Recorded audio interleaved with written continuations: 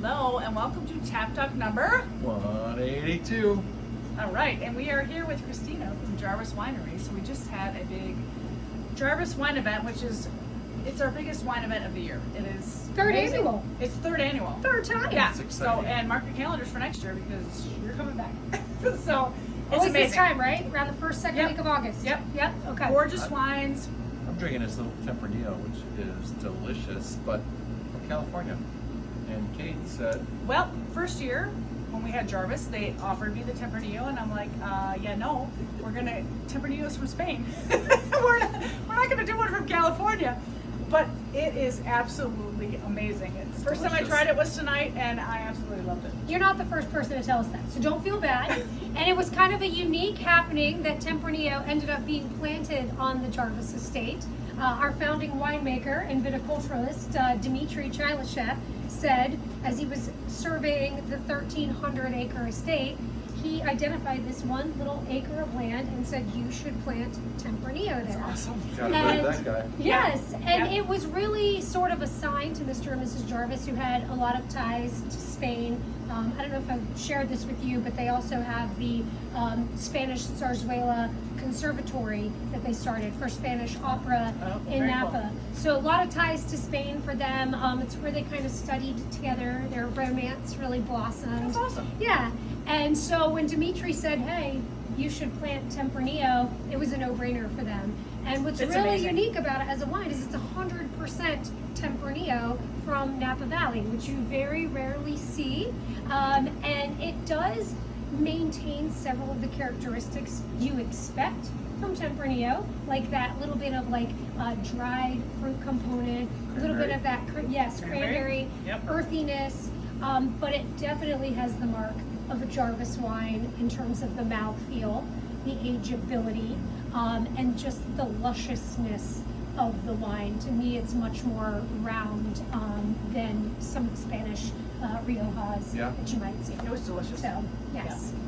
And Definitely try 2021 is the current vintage.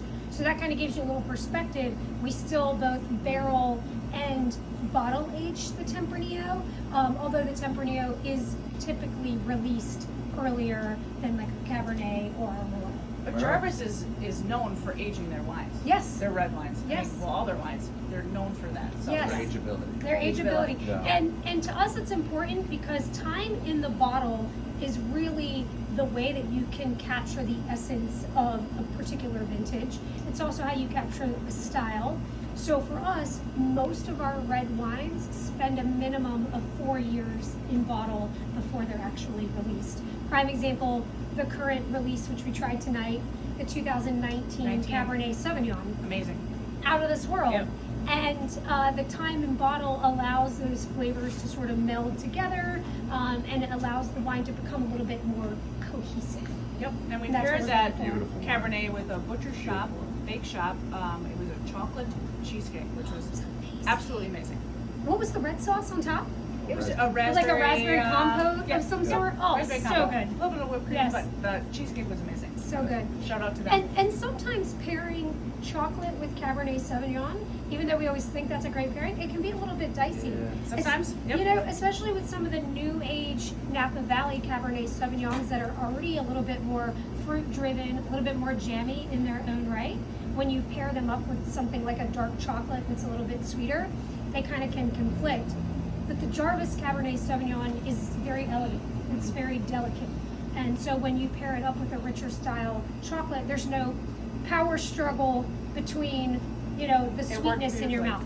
beautifully. Yeah. I was listening to people in the room, and as they almost every single one of them, they took a sip. They're like, oh, like it's that good. Like Yeah. you moan when you Yeah. first taste it. So. And you want to come back for a second sip. Yeah, absolutely. That's the kicker. Yeah. That's the Do you kicker. want to come back for a second sip, Yeah. a third sip?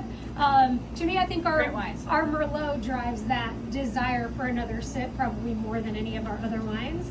And again, yeah, They were beautiful. Yeah, the Yep. elegance of it. So that's it. It was great. It was great. Cheers. Cheers. Thank Cheers. you for Thank you so much having for me. coming. Cheers. Yep. Cheers. See you next year.